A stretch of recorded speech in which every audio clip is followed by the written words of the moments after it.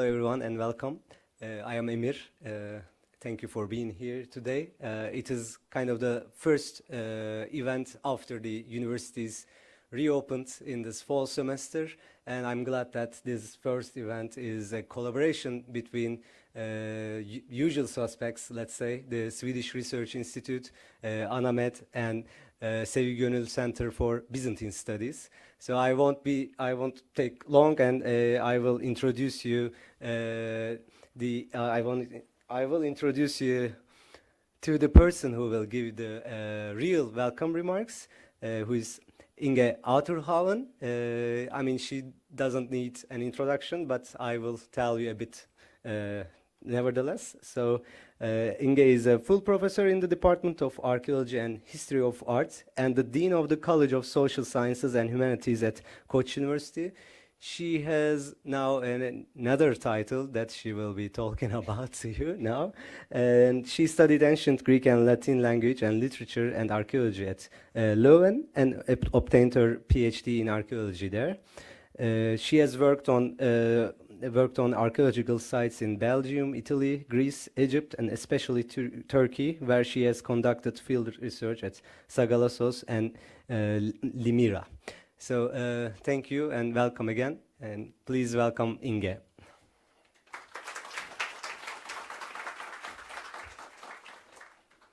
Thank you very much, Emir.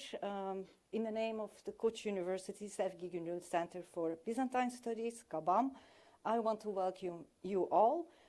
So I'm currently the acting director of GABAM, so I would like to start to thank Professor Engin Akyürek for all the work that he did in the previous 10 years. So we are waiting for a new director to start, and in the meantime I will do my best from my late antique background to contribute to the late antique and Byzantine fields that is covered by GABAM. So I'm very happy to see you all here this evening at this joint event, which is the first GABAM activity, real activity of the new academic year. And this year we hope to see you at a variety of events organized by our centers and focusing on several aspects of the late antique and Byzantine worlds. And we are already looking forward to seeing you all at the 7th International Sevgi Gönül Symposium, which will take place in June 2026.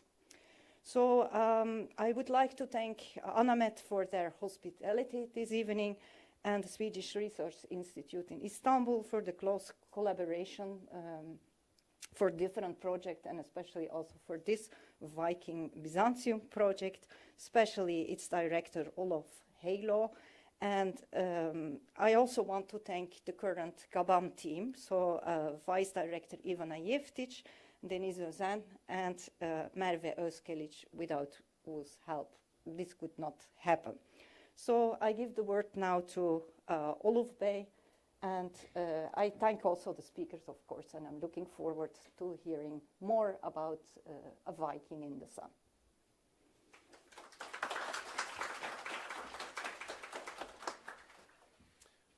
I also take the opportunity to thank ANAMED and GABAM for this wonderful opportunity to collaborate.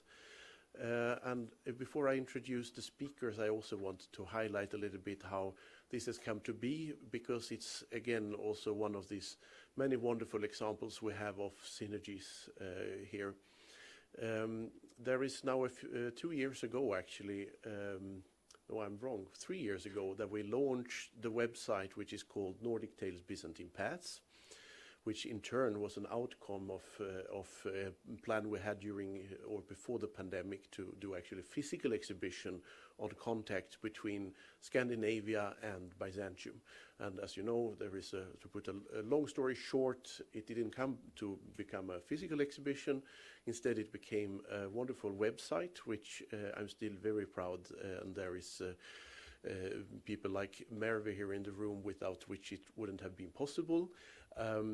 There is, thanks to the fact that the website, which I recommend you all to visit if you haven't, thanks to the fact that it has an open structure where you can begin at any point and read yourself through cases of interactions, of objects, of stories, of people who travel between the Nordic countries and Byzantium from, let us say, 800 to 1200. Thanks to this open structure, it is always possible also to add new content to it.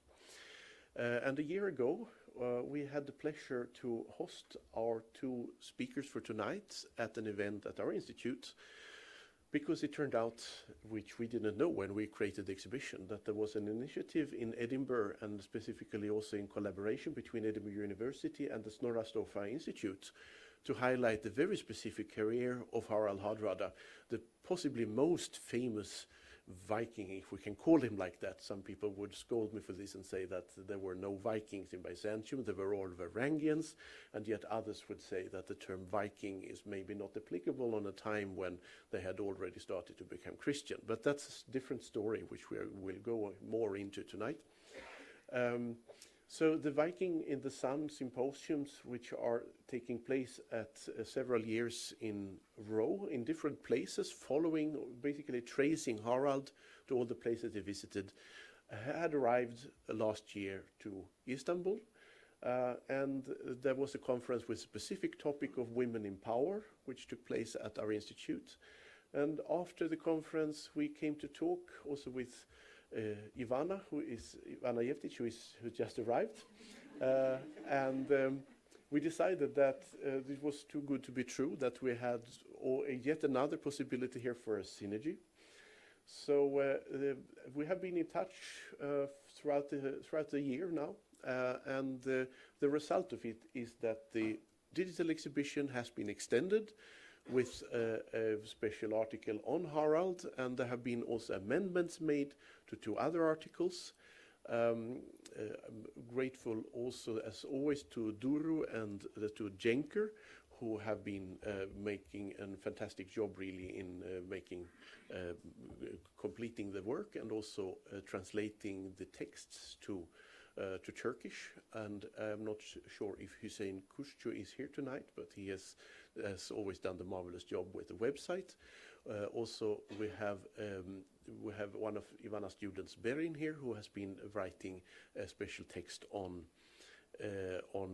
the possible chapel to Saint Olaf, which might have existed or might not have existed in Constantinople, but most likely it has existed. But there is a story you can read for yourself also on the website. So this is all from me, actually. I am taking the word again when it comes to moderating the discussion.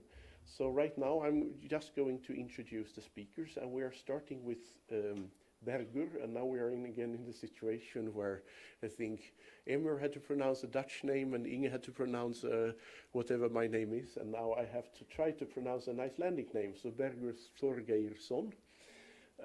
And who is a kind of, what I understand, because I have never been on Iceland, but I understand that the Snorra Sturluson Institute, which you will hear more about, is kind of similar to our Swedish Institute here in Istanbul. And I'm leaving the floor here now to Bergur to first say a few words about that. So thank you all.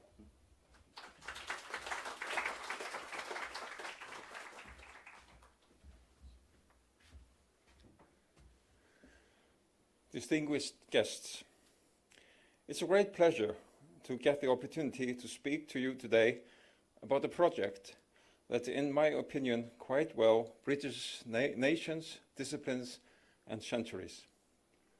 The study of the Norwegian king Harald Hardrada, the so-called last Viking, and its deep resonance with the mission of Snorra Sturluson, the institution I operate on a day-to-day basis in Iceland. Snorra Sturluson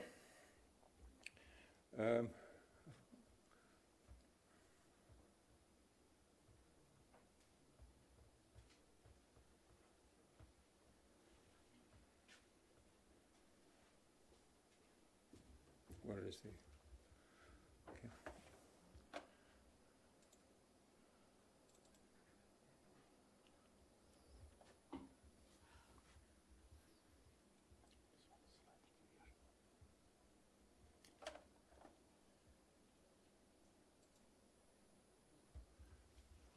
okay. can see a picture here of Snorrastova, just like from another planet. Snorrastova is an independent cultural and research center in Reykholt, West Iceland, dedicated to the legacy of Snorri Sturluson, a medieval writer, poet, and a statesman, born in 1179 and killed in Reykholt in 1241. Founded in 1995, it promotes scholarship on medieval literature, Norse mythology, and Icelandic history, especially Snorri's texts. Located at Snorri's historic homestead, Snorrastova offers facilities for academic research, conferences, and exhibitions. It houses a specialized library, guest accommodations for scholars, and an exhibition with displays on Snorri's life and the cultural history of the rural surroundings.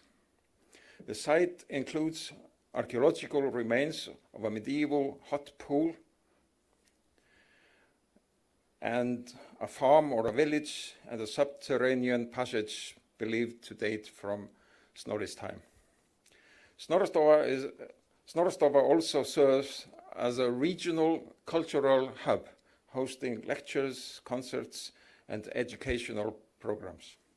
It bridges past and present, offering visitors a unique encounter with Iceland's literary heritage in a setting rich with historical resonance. But Snorrastova is more than a cultural and a research center. It is a living tribute to the Icelander Snorri, who gave us the book Heimskringla, that tells the history of the Scandinavian kings up until 1177, mainly Norwegian, and with it a vision of Norse kingship that still shapes our understanding of the past. Snorrastova, therefore, is rooted in the legacy of Snorri, who did not simply record history, but shaped it by being a magnate and a law speaker at the national parliament in the beginning of the 13th century. A parliament that was founded in the year 930 and is now a national park, Þingvellir. Snorri was also the author of the main North European source on Norse mythology, Snorra Edda, what many call the Prose Edda, to distinguish this textbook of poetics from the Poetic Edda, the foundational collection of Old Norse mythological and heroic poems preserved primarily in a single Icelandic manuscript from the 13th century. To speak of King Harald Hardrada, who we refer to here as the Viking in the sun, is to speak of a man who crossed thresholds, geographical, cultural, and symbolic. His life, as recorded in the King's Sagas by Snorri, is not merely a tale of conquest and kingship. It is a meditation on exile, ambition, and ways of thinking. And it is precisely this multi-dimensionality that makes the project created around Harald Hardrada a natural part of the mission of our small institution in rural Iceland. In Heimskringla, Snorri does not give us Harald as a static figure, but as a dramatic arc. A prince exiled, a mercenary in Byzantium, a poet, and finally a king whose death at Stamford Bridge in England marks the twilight of the Viking Age. So why does this matter to us in Snorrastova today? First, because Snorrastova is committed to source-based inquiry, to reading medieval texts not as relics, but as living documents. The project Viking in the Sun invites us to re-examine Snorri's historiography, his use of verse, his narrative strategies, his political framing. It is a chance to ask not only what happened, but how meaning is made. Secondly, because Harald's journey from the fjords of Norway to the palaces of Constantinople embodies the transcultural ethos that Snorrastova seeks to cultivate. His life is a bridge between North and South, between the Norse world and the Byzantine, between oral tradition and imperial record. In this sense, the project is not just Icelandic, it's a Mediterranean, Eurasian, and global. Third, because Harald's saga by Snorri is rich in symbolic and literary depth. Harald is a warrior poet, a strategist, a dreamer. His verses, some preserved in skaldic form, offer glimpses into the emotional and philosophical interior of a man often cast as merely martial.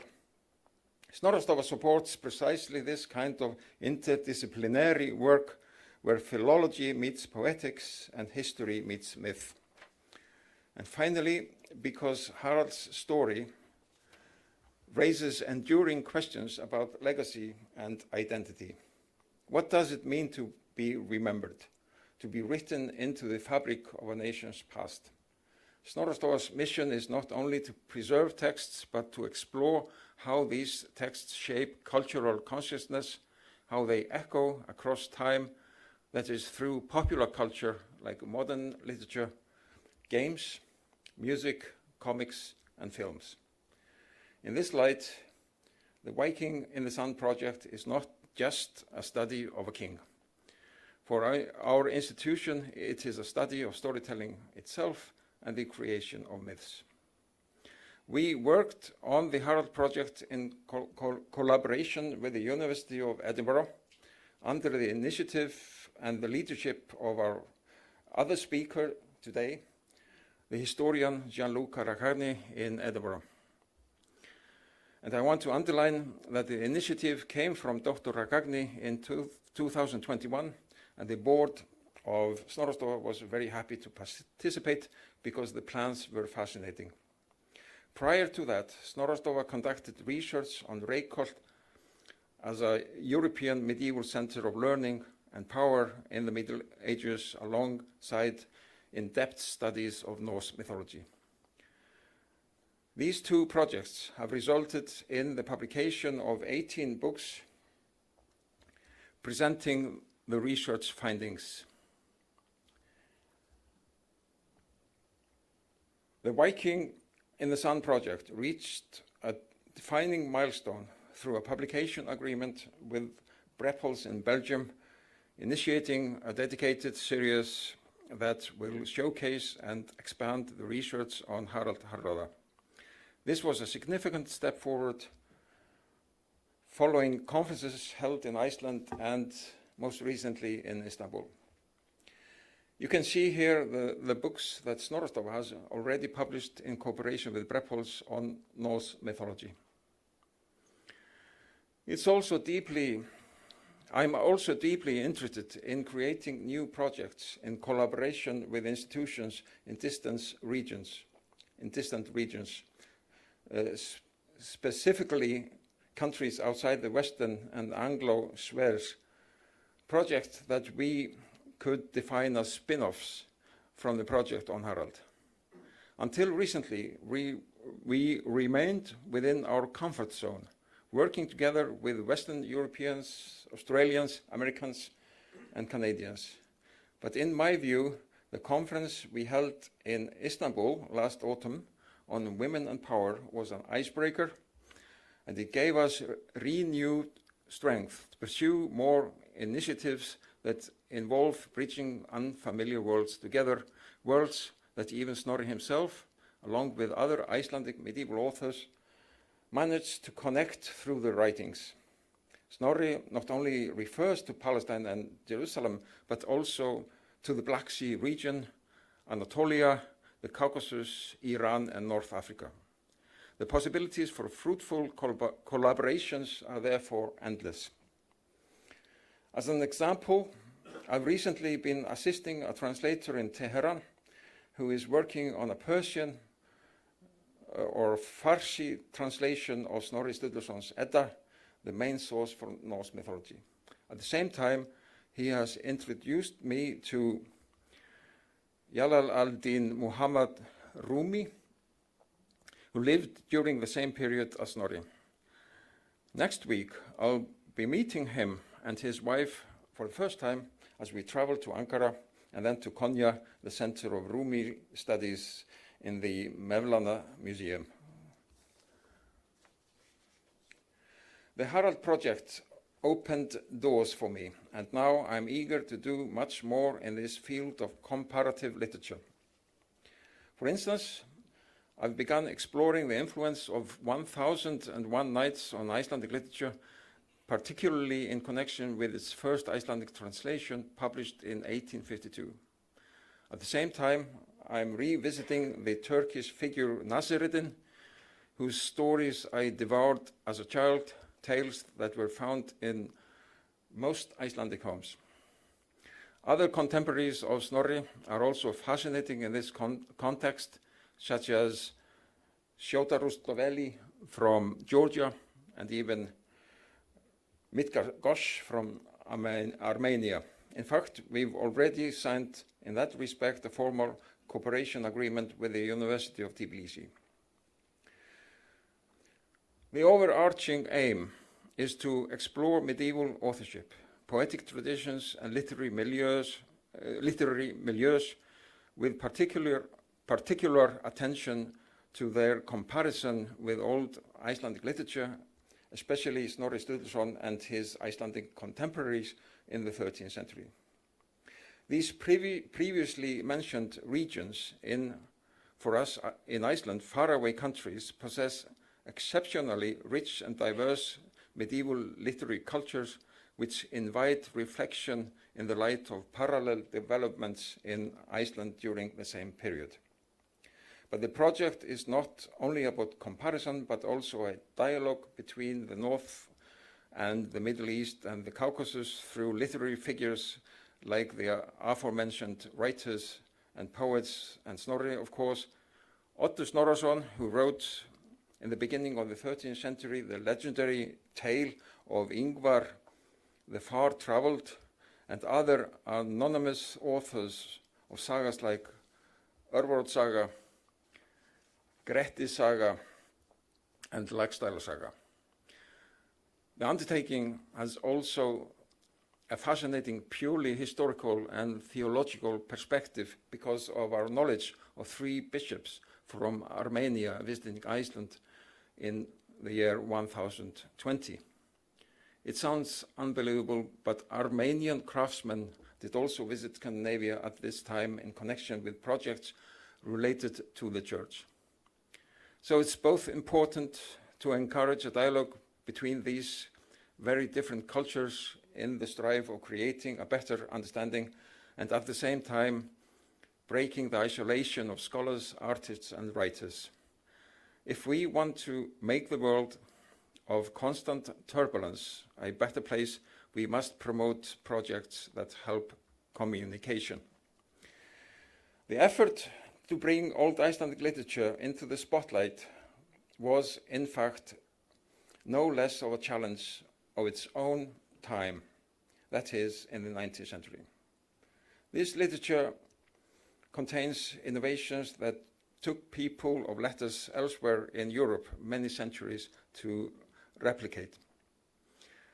The most important thing in connection with Snorri Sturluson was his historical criticism, for instance, in the way he evaluates his sources in the prologue of Heimskringla,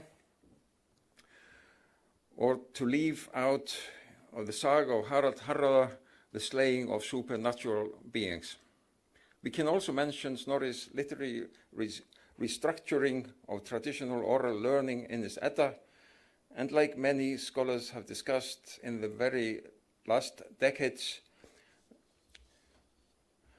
that through the writing of one of the very first sagas of Icelanders, Egil Saga, Snorri prefigures the historical novel in a literary form. There has thus been a widespread desire in the last 250 years to include the major works of Old Icelandic literature in the canon of world literature, and to create a cultural saint in Snorri Sturluson in a similar way as with the poet and Sufi Rumi. This term typically refers to national poets and artists who have become major figures in cultural memory. Many obstacles have slowed the process of canonization of Icelandic literature. These texts, originating from the world's periphery, did not fit the traditional definition of canonical, which, as Ray Chove notes, corresponded to a social Darwinian understanding of the nation, in which masterpieces correspond to master nations and master cultures. The international canonization of Old Icelandic literature and culture began to develop in the late 1830s. The posthumous reception of Snorri Sturluson in the cultural memory of the Nordic nations was a vital part of these canonization efforts, and it has resulted in conferring on him the status of a cultural saint. This reputation is based not only on Snorri's achievements as a historian, but also on his role as a literary figure and artist.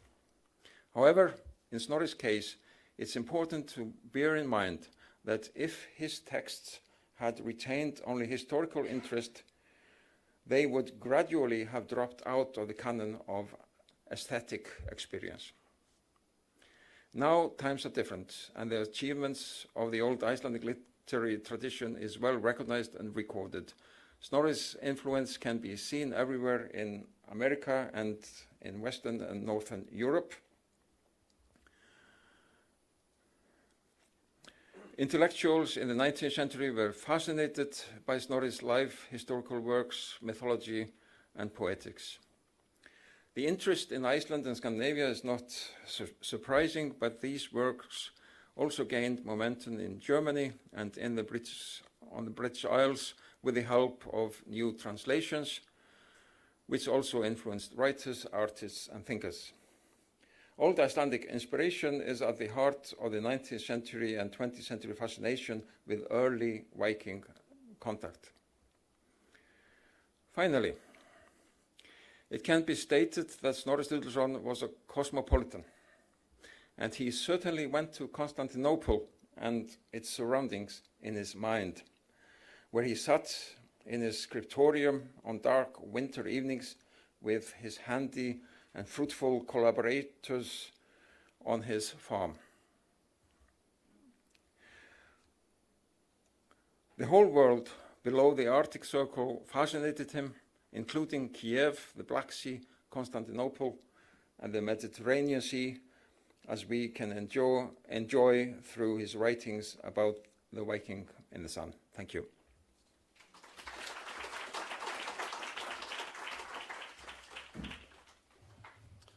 So I give the word to the next speaker and remain seating here because it's easier when you're shifting the PowerPoint. Gianluca Raccagni, it's very loud here. Gianluca Raccagni is Senior Lecturer of Medieval History at the University of Edinburgh, and he's also the principal investigator of the Viking in the Sun project, which I think it's better that he gives you the full story of, together with, of course, the Viking in the Sun himself. Perfect. Thank you. Thank you, first of all, for the invitation to Olof, Ivana, and for the support of Snorra Stoffa for the Viking in the Sun project. Snorra Stoffa is a key partner of the project. And to Duru for her help in organizing this and for devising this truly splendid poster for the project. I first came across Harald Hardrada thanks to Snorri Sturluson in a bookshop in Cambridge when I was a PhD student. So it is still possible to find his works commonly in bookshops in the UK. Around 1046, in the time between the late Viking Age and the eve of the Crusades, a returning princely émigré grabbed the crown of Norway, strong of the riches, fame, and experiences that he had gained during a long exile into southern semi-fabled lands. Our sources eagerly highlight his dazzling ostentation of untold exotic riches, such as his return to the north aboard a Viking longship adorned with purple sails, covered in gold above the waterlines up to the weather vanes and the dragon's heads, and overflowing with yet more gold, precious stones, and fine cloth.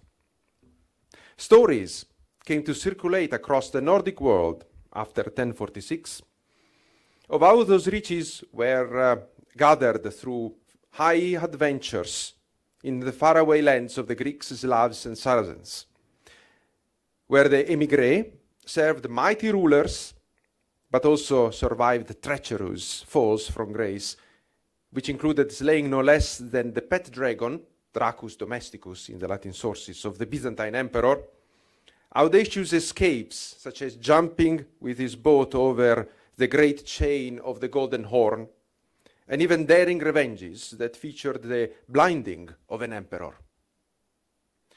The name of that émigré was Harald Sigurdsson, and his subsequent royal career in Northern Europe was no less striking than those premises, and vice versa, as we will see in a moment, if he earned him the epithet Thunderbolt of the North, as a contemporary like Adam of Bremen called him. Harald's rapid rise to the Norwegian throne upon his return to the north was no small achievement for someone who had fled that country when he was around 15, injured and in disguise, by creeping from forest to forest with little honor, as according to verses attributed to Harald himself.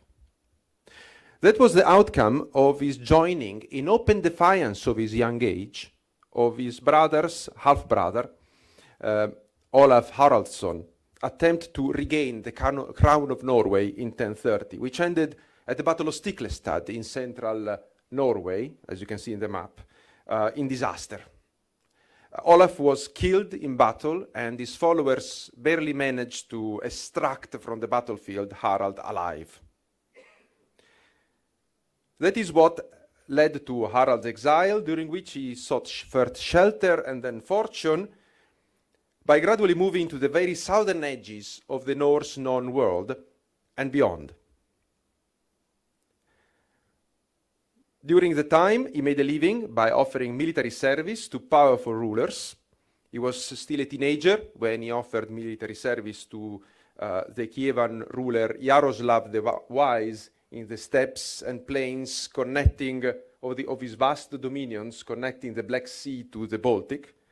And then he was in his early 20s when he served successive Byzantine emperors and Empress Zoe in Byzantium. And when he was in Byzantium, as you can see from this map, which actually should be extended, he traveled across all the borders of Byzantium at the time of its highest extension. So he traveled across the Mediterranean up to Sicily, but also Tunisia. We need to extend now those arrows. He fought against the Normans in southern Italy during the first stages of their conquest, but he was also present in the Balkans, in eastern Anatolia, northern Mesopotamia, and then he probably traveled to the Holy Land as well, where he was probably the first Scandinavian to go to Jerusalem and go back to Scandinavia. Although, as we will see, this part of his travels is disputed. Today, Harald is rather generally known by the epithets Hardrada and Last Viking, both of which are based on his thundering career as King of Norway and his deeds in Northern Europe, not on his Mediterranean adventures. If truth be told, those two epithets are the two sides of the same coin. But which of them takes precedence depends on local national narratives in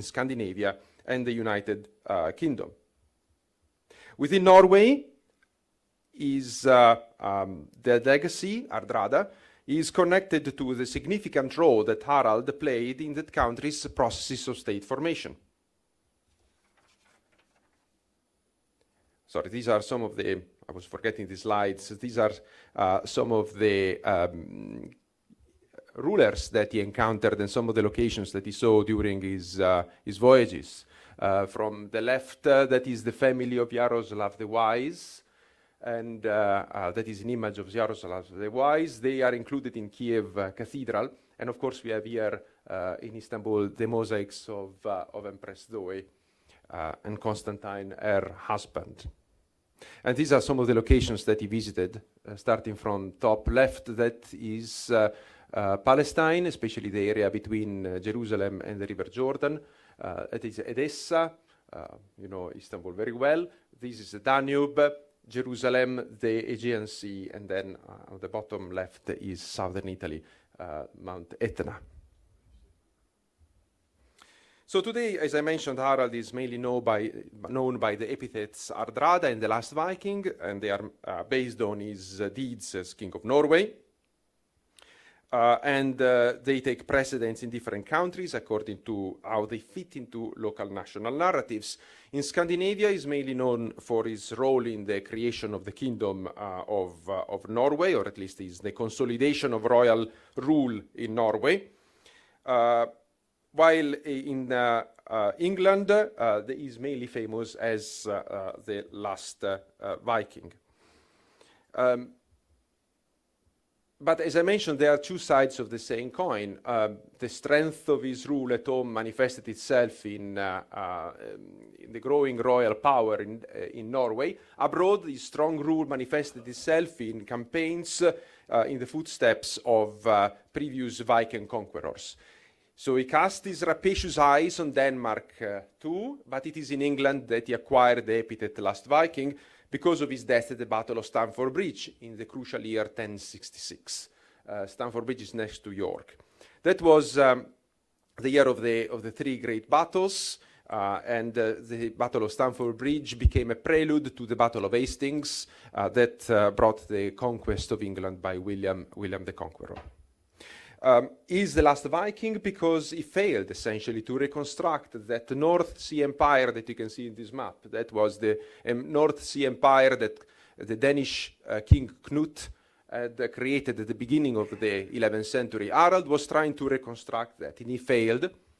And his heroic death in battle at the Battle of Stamford Bridge is a very iconic moment that shifted England from the Anglo-Viking world that existed before him to the Anglo-French world that was created by the conquest of William the Conqueror. That is why he's known mainly as the Last Viking.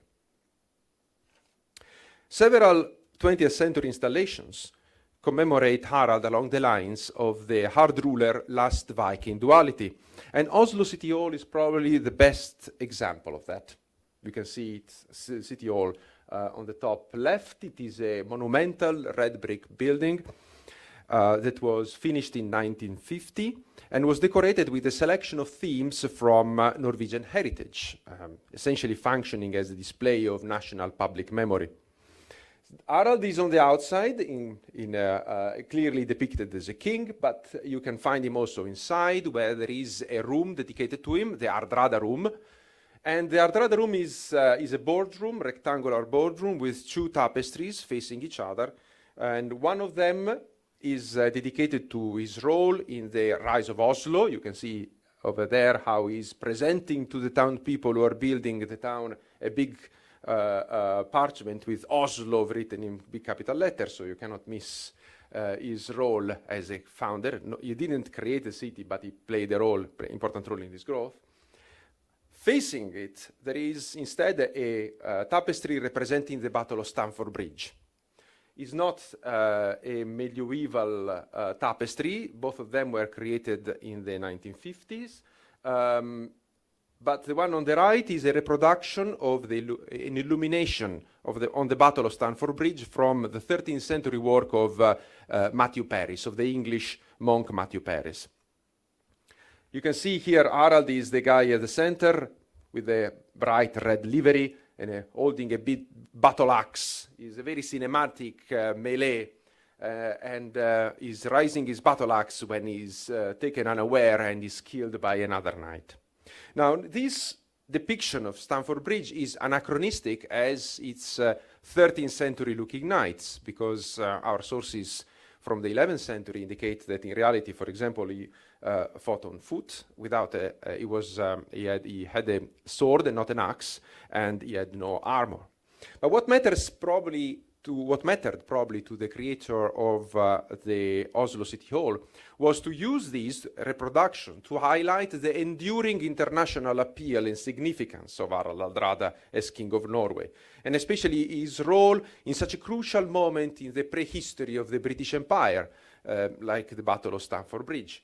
The British Empire was on the wane when Oslo City Hall was created, but was still its end was still to come. What is missing from all, and that is just an example of many other public installations on Harald. What is missing from those installations are the Mediterranean years. Is Harald's Mediterranean years. They are not celebrated in any public installation. But that is exactly the point and the scope of the Viking in the Sun project, which is to focus on that and explore that segment of his life, but also to use it as a case study to explore themes related to the Mediterranean and the Nordic world in that liminal age, which is often overlooked, which went from the late Viking Age and the eve of the Crusades. I'm writing a monograph on this first part of Harald's life. Maybe I'll write another one on the second part of his life. But the Viking in the Sun project has a strong international, collaborative, and interdisciplinary approach that finds its nodal points in annual symposia that we hold in locations along Harald Trail or other significant places. We started with the first symposium that was held at Snorra Stoffa in 2023, which laid the foundation for the project because we studied the sources, the primary sources. Last year we were here in Istanbul at the Swedish Research Institute on the theme of women and power. Next month we will be in Sicily at Syracuse to discuss the theme of multi-ethnicity in 11th century armies. We are discussing further ideas, including going to Japan next year. No, Harald never went to Japan, but that will be about the creative industries, so we have more liberty. In fact, we are thinking about creative responses to the Viking in the Sun project as well, games and other things. I'm particularly proud of the,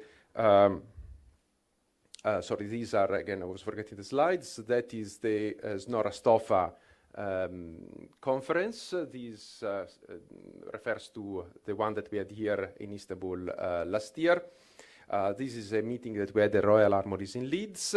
That is a symposium that we are organizing next month in Syracuse. Here you can see the book series that we launched with Brepols that will cover the proceedings of all the symposia.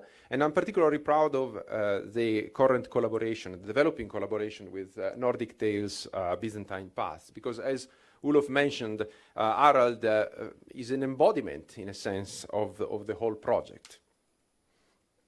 So given how I described the hard ruler last Viking duality as being two sides of the same coin, Harald Mediterranean Adventures could be considered as its third side, the third side of the coin. In sport, the third side of the medal is an expression that is sometimes used to refer to bronze medals, which would seemingly fit the fact that, while certainly not unknown, Harald's Mediterranean years have been utterly overshadowed by his northern exploit. Indeed, these Mediterranean years are often treated as an exotic prelude to his kingship, or they are discussed in the more confined spaces of studies of the Varangians in Byzantium.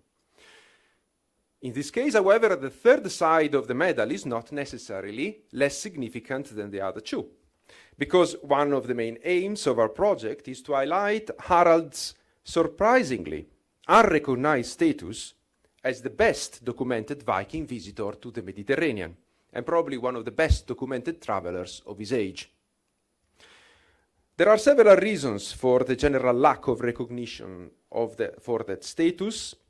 One is the fact that the segment of Harald's life does not fit well into national narratives, which until recently dominated public discourses, such as the one in Norway or Britain that I just mentioned.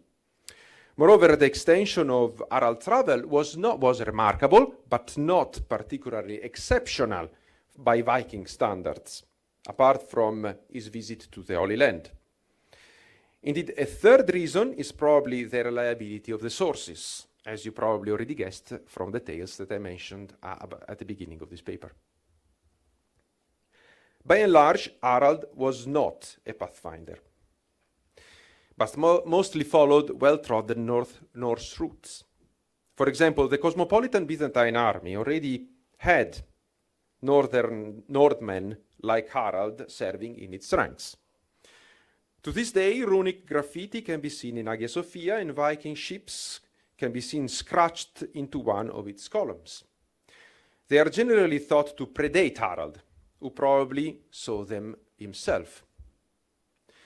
In addition to Varangians from the east, in the west, Vikings had already raided the Mediterranean, passing through the Strait of Gibraltar in the 9th and 10th centuries. In the final year of Harald's service in Byzantium, there are tales of other Northmen visiting the Caspian Sea further east than Harald went. Finally, upon his return to Scandinavia, Harald is said to have traveled across the North Atlantic extensively, but even there, North settlements had been established in Greenland and landings been made in North America several years before his birth.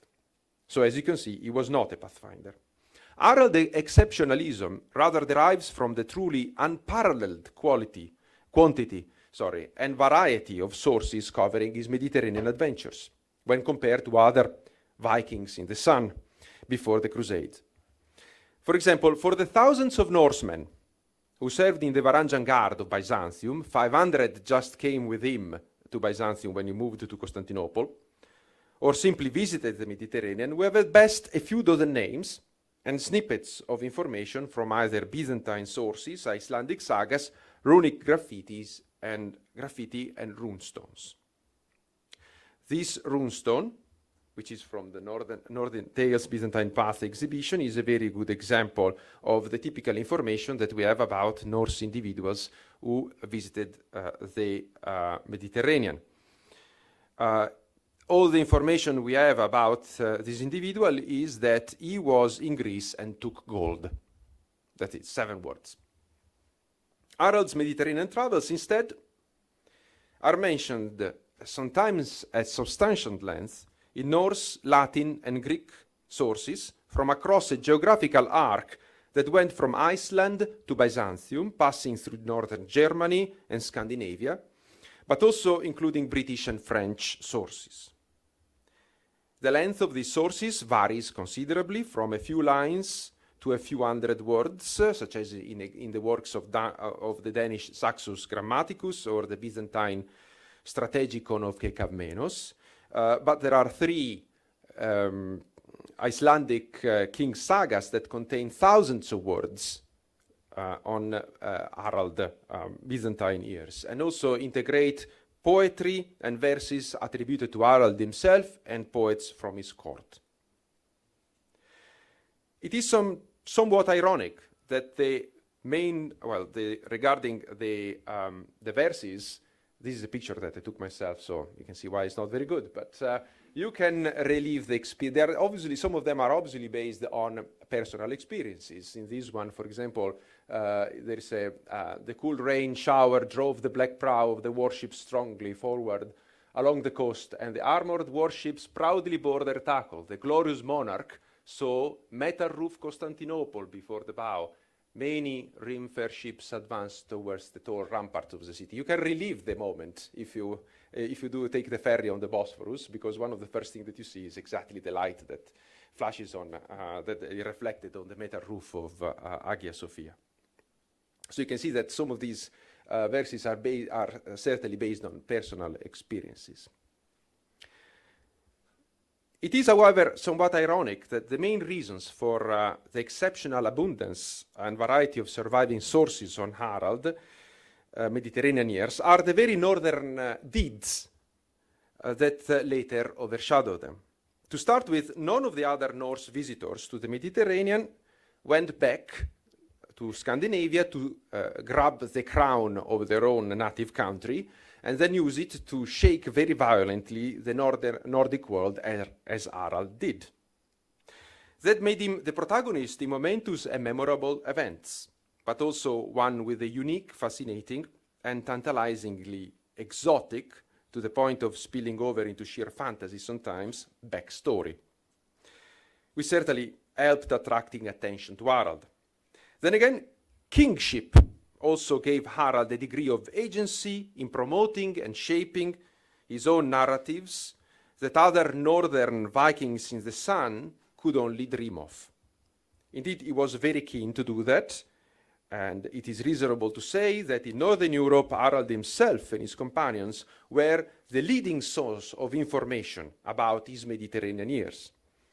And their version of these events was then sustained after his death by the long dynasty that ruled over Norway, but originated with Harald. So the following subsequent kings of Norway were keen to promote that narrative that Harald himself had created. Yet there were other sources of information available in the north on Harald, because there was a constant coming and going between the Nordic world and the Mediterranean in the time. According to Snorri Sturluson, his ancestor, Halldor Snorrason, was one of the Harald companions, and he was the one responsible for bringing back information about him to Iceland. Another good example is the Danish king Svein, who was an informant of the contemporary Adam of Bremen. Adam of Bremen is one of the leading historians or chroniclers of the Nordic world for us. Both Adam and Svein hated Harald, but admired his Mediterranean adventures. They probably share Adam's statement that, and I'm quoting, King Harald surpassed all the madness of tyrants in his savage wildness, but he was a mighty man and renowned for the victories he had previously won in many wars in Greece and in the Scythian regions. Indeed, Sven was probably inspired by the treasures that Harald brought back from Byzantium when he struck coins, you can see them here on the bottom, that were modeled on those of the Byzantine emperors whom Harald had served. Now they are currently in the British Museum, so that is Sven coin, and this one belongs to Michael IV of Byzantium. 1 century later, Harald's memory was still in the mind of the Danish court, where, according to Saxus Grammaticus, the greatest Danish historian, chronicler of the Middle Ages, King Valdemar I treasured the very barber razor that Harald had used to kill the pet dragon of the Byzantine emperor when he was cast in the dungeon of Constantinople. And the King Valdemar was keen to show to the visitors this rusty barber razor because he really liked heroic stories. Unfortunately, that razor has not survived, has not come to us, but it probably looked a little bit like this one, which comes from the Museum of London.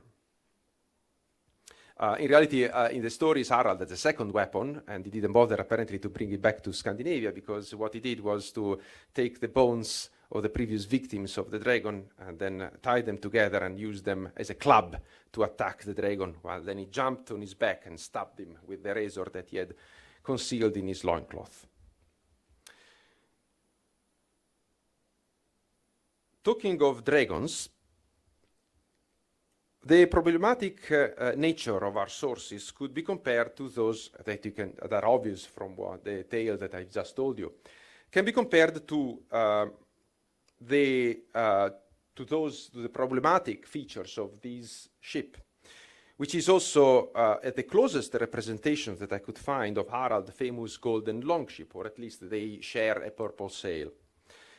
This is the Draken Harald Fair that was built in 1212 in Norway, and attracted a lot of criticism is a Viking-esque ship, because it attracted a lot of criticism based on the fact that it's not an accurate reconstruction based on archaeological findings, but it is a ship that was built according to later Norwegian skills, partly deriving from Viking ones, but also based on Icelandic tales rather than archaeological findings, but also modeled according to the needs of those who built it in 1212, one of which was to make it capable of crossing the Atlantic, because one of the ideas was to bring it to America to put it on show there.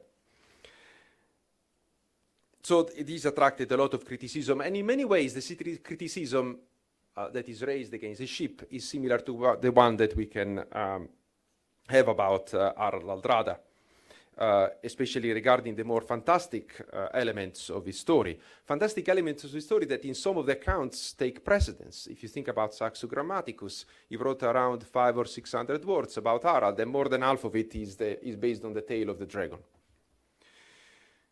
Comes to our partial rescue, the Strategicon of Kekamenos, which plays for us a role that can be compared to the archaeological remains of the Hans of Meadows in Canada. For many years, the veracity of the sagas about the Viking landings in North America were questioned until these archaeological remains were found in the 1960s. Well, this is a reconstruction of how the Viking settlement in North America might have looked like. Likewise, Kekamenos was not only completely disconnected from Nordic sources, but he also met Harald in person, or Haraltes, as he called him. And luckily for us, Kekamenos confirms the outline of Harald's travels as reported in the sagas, but not everything and not all of these travels. That is particularly important for the section of the sagas about Sicily, which are very generic indeed in the sagas. For example, they don't mention any name of the several locations that Harald, according to the saga, besieged. And the sieges themselves take the form of very formulaic tales that can be found in other works regarding sieges that were held somewhere else across the continent. Without Kekamenos, one could think that the Sicilian section of Harald's biography is entirely made up, even if, as I will discuss next month in Sicily, if you read between the lines of the sagas, that is the only section of Harald's saga that is entirely dominated by sieges, which reflects especially well the reality of warfare in Sicily, which was essentially conquering one hilltop town and fortress after another. It is as if the gist of the Sicilian campaign of 1038 came to the north, but the details were lost and were filled up with well-known formulaic stories about sieges. Needless to say, the Strategicon does not mention the Byzantine pet dragon or his slaying. But what is missing from the Strategicon is also the account of Harald's visit to the Holy Land, which is certainly more plausible than the dragon, but includes problematic features nonetheless, especially in the way in which it describes Harald as a conqueror of the Holy Land, in ways that could resemble those of later crusaders. And we need to remember that roughly half century after Harald's death, one of his descendants, Sigurd I, went on crusade to Jerusalem in the wake of its conquest by the First Crusade.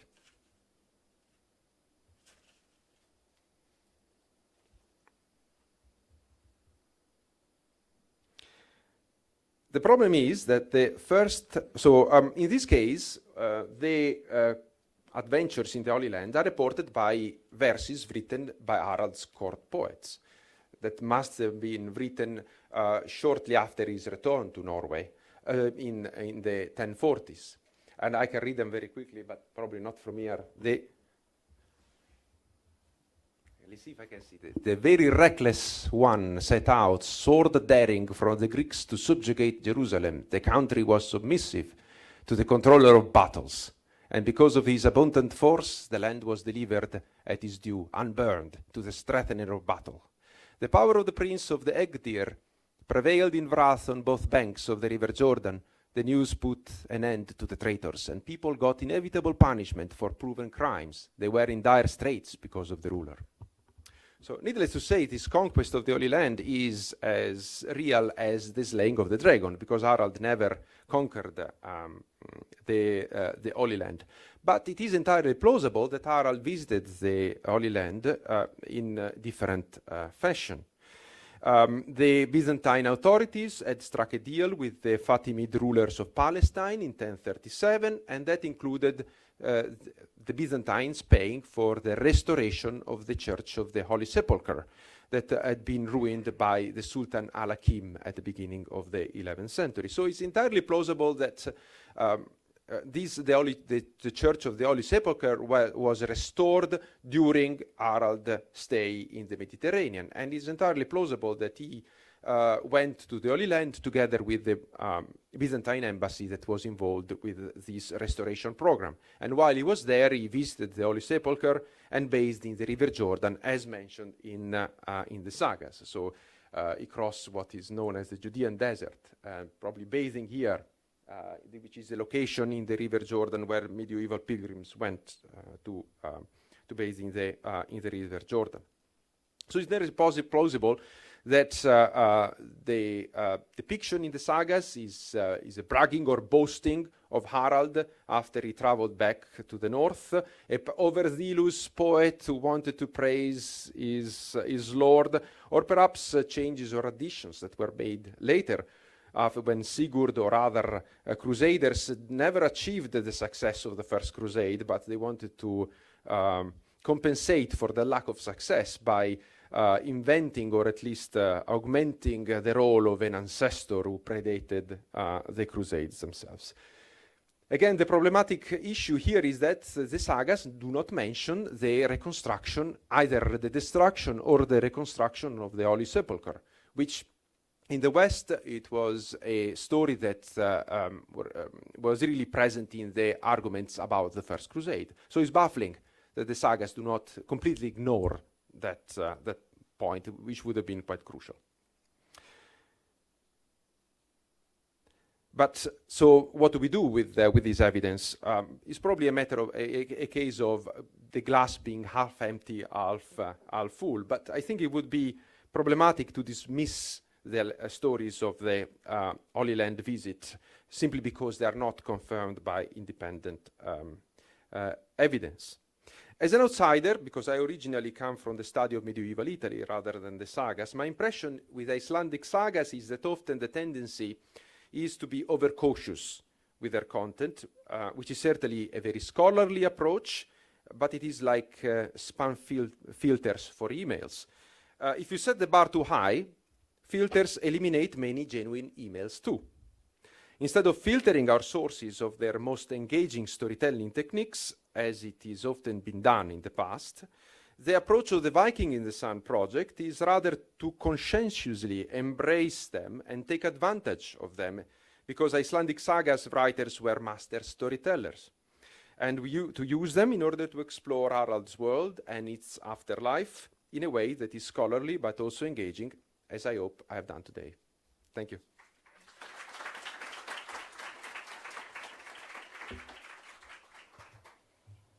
Thanks a lot, Gianluca. I think we have some time for questions. Emir is probably the one who will have to throw us out when we are completely out of time, but I'm sure that I would personally like to hear much more about the Emperor's pet dragon, of course, but is Saxo actually the only source on that? About the dragon, yes, but the same story circulated across the Nordic world in different versions. So there are 4 versions of that. In Saxo Grammaticus, it is a pet dragon. In Morkinskinna, it is a big serpent, but I guess a serpent dragon, but it's not described as a pet dragon of the emperor in Morkinskinna. In William of Malmesbury was writing, so Saxus wrote at the end of the 12th century. Morkinskinna is from the beginning of the 13th century. One century before that, William of Malmesbury talked about Harald, how he was cast in this dungeon and killed a lion. And this most sober account is the one by Snorri Sturluson, who mentioned the dungeon, but no monster or beast. He just climbed out of it.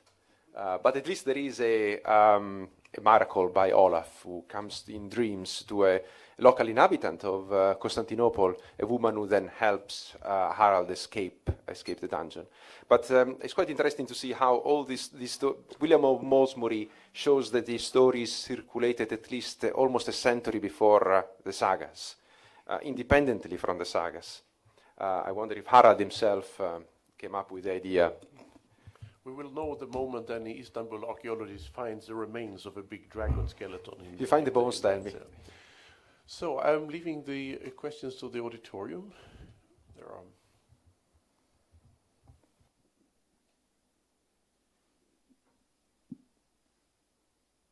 Yes, please, Inge.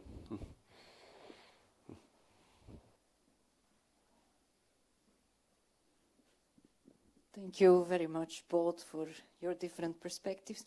I have a question about the type of text. Is it written in verse? Is it difficult to understand? What language is it? Are there influences from other languages? This technical thing I'm curious about. Well, the texts of Snorri Sturluson, they are prose. A 12-year-old Icelander can read it. Then you have conflated in the sagas some complicated verses, some by Harald himself and also other court poets, but this is just mainly prose literature. Okay, thank you very much. And then there are the verses, though those are more difficult to, perhaps not to read, but to interpret. The verses by Harald and his court. Kikamenos, obviously, we wrote in Greek, but then there are all the others are in Latin, from Scandinavian sources to Saxo Grammaticus and British ones or lines from France or Adam of Bremen. So it is amazing the fact that for Harald Mediterranean years we have sources in Old Norse, Latin, and Greek at the same time. Thank you. That's very interesting.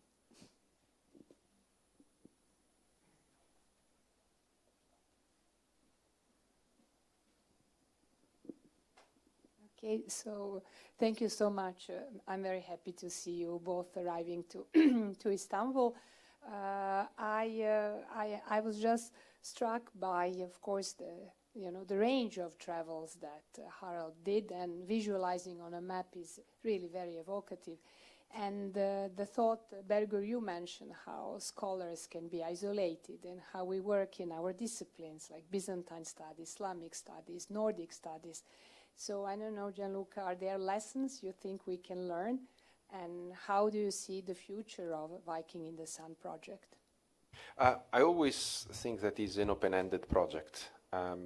We keep going until we have ideas and money to organize symposia or new ideas that come to our mind. And we hope to expand these, as I mentioned, into creative responses as well. Perhaps we'll be back. We have various plans that we are developing. We might be back next year, at least once. We have some ideas involving some dungeons, and dragons, but it will not be Dungeons and Dragons. So it is an open-ended project in my mind. I think what I find it very interesting, and that was especially highlighted by the symposium that we had here in September last year, in the case of women empowerment. I think that was the first time there have been a lot of scholarship on the theme, but it's always been segregated according to geographical location or cultural spheres. So there is a lot of literature about women empowering the Scandinavian world, the Byzantine world, the Islamic world, but the three have never been fully compared before. Partly because one might think that they're not really comparable. But in the case of Harald, it was useful because he met powerful women or interacted with powerful women across all three of these cultural worlds. And so that is what inspired the idea of using him as a case study for these themes, because that allow you to study them in an integrated, really integrated way. And the idea came from again from Snorri Sturluson and Skringla, when he says that when he arrived to Constantinople, Harald became the soldier of the empress and not of the emperor, and how he describes Zoe as the real emperor, the real power on the throne, and not Michael, and that was inspired that. So I think it's very useful because sometimes comparative studies can be forced, while having a case study who really crossed these cultural boundaries really helps to bring things together in an integrated way. I don't know if Bergur wants to add something to this. No, I totally agree. What's also fascinating about Shota Rustaveli in Georgia, that he was the benefactor of him was the Queen Tamara in the court in Georgia, and she had many poets working at the court. So there are similarities. Thank you.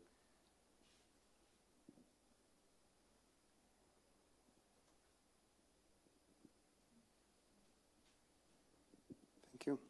I would like to ask a little bit more about the ships that he used on the way back, especially. Was it local ships, or did he have boat builders with himself? And also, if you could a little bit talk about the way that he actually got back to Norway. I believe that in the Mediterranean he used the local ships, because I think in one of the sagas he talks about dromons. So often sagas do not they don't have many descriptions of places and of objects. They are quite rare. The reference to the metal roof of Constantinople is quite an exception.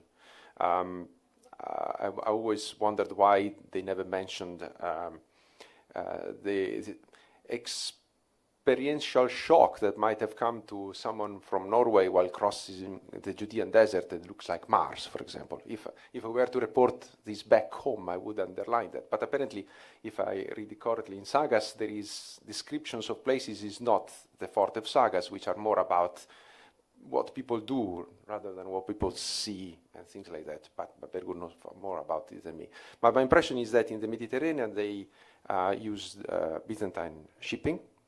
And in fact, Harald was involved in, according to the sagas, in various naval expeditions, even if he might have had some degree of autonomy, which is one of the reasons why I think we are justified about using the term Viking, because naval operations in the Mediterranean always included an element of piratical, quasi-piratical activities as a kind of corsair. So I don't. Originally, I was wondering whether he might have come with a longship, but no, I don't think so. And it might possible. Of course, then there are descriptions of ships used in the Black Sea by the Rus coming to Byzantium. I'm not an expert in medieval shipping, but those were, I think, made of just one piece of one big log. But I'm not an expert on this. What I wondered myself originally if he might have used long ships like the one in the graffiti of Hagia Sophia. I don't think so, but yes, I'm not an expert on that. I think when he comes to Constantinople, according to the text that you presented, I think he came on a longship because he says that the prow was black, and the Norwegian, Scandinavian longships, actually not just longships, they were painted with mixture of linseed oil and tar, and that made them completely black. And this was different to the Mediterranean technique where they used just the linseed oil. They never tarred the ships. So I think he came, and that's why I was interested, because what happened to them? Did he have people who built the ships for him to go back, and this? Yes, I don't remember now. I need to look at the tale of him when he jumped over the great chain on the Golden Horn. What kind of ship did he use? Of course, it was two of them, and one of them broke, but it was of course the other one, not the one where he was on. So that was a very good question. Perhaps we can have a chat about it. Yes, I think also he used a longship for the chain because of the movable ballast. where you have 3 stones that can be moved towards the back of the ship. And yeah, let's talk later, I think. Very good point. Thank you. Thank you very much. I like this question very much because I'm a literary scholar and I haven't thought anything about the type of ships they used. I just thought of long ships and so on. Of course, he stayed for a long time in the area and he must have been building ships or buying ships or whatever.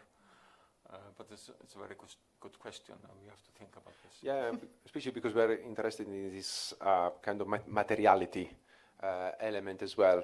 One of the ideas that we are developing is, for example, to create a costume of how a Varangian might have looked like, based mainly on the mosaics of Neamoni, but we are still discussing this and exploring this.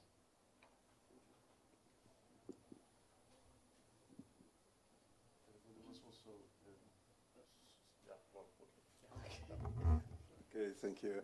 I would like to enchain to the previous question.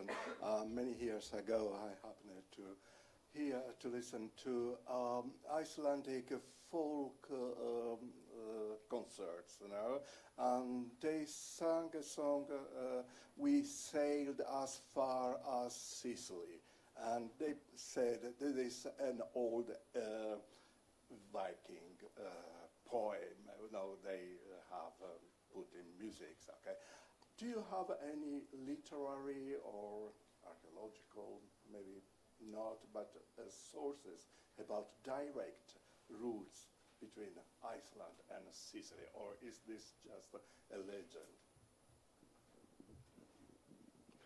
I think you are the expert on Sicily in Icelandic sagas. My expertise is the fantastical sagas, the legendary sagas, and they, like the saga that I am writing about mainly, the saga of Harald, talks about Sicily, about visiting Sicily and so on. But it's a fantastical saga, of course. But it's based on historical evidence, obviously, and you can see in Heimskringla and Snorri's writings and so on that not just Harald, but other Vikings or Norsemen sailed to Sicily both ways, through the rivers of Eastern Europe, but also through Gibraltar. And of course you had the Normans in Sicily, and one must not forget that the Normans were originally from Norway and Sweden. Thank you. About this previous longboat issue, maybe most of you may remember we have found 37 Byzantine shipwrecks. It's the biggest fleet ever found at Marmara Rai excavations, including 7 longboats, dromons. So maybe those were the ones that your Vikings came by. So they're under construction and they're under publication. This may be one day answer your questions. They are from this period. They are from the 6th to 11th period, and most of the dromons, I think, 11th period. So it really corresponds to your period. Oh, fantastic. Thank you very much. Let's wait and see. This is fascinating. Yes. Thank you.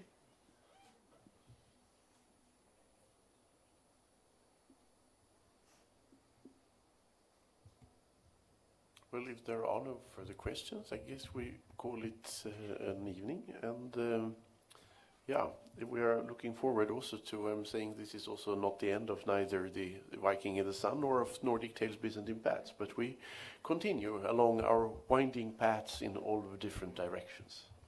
Thank you all for coming. Thank you very much.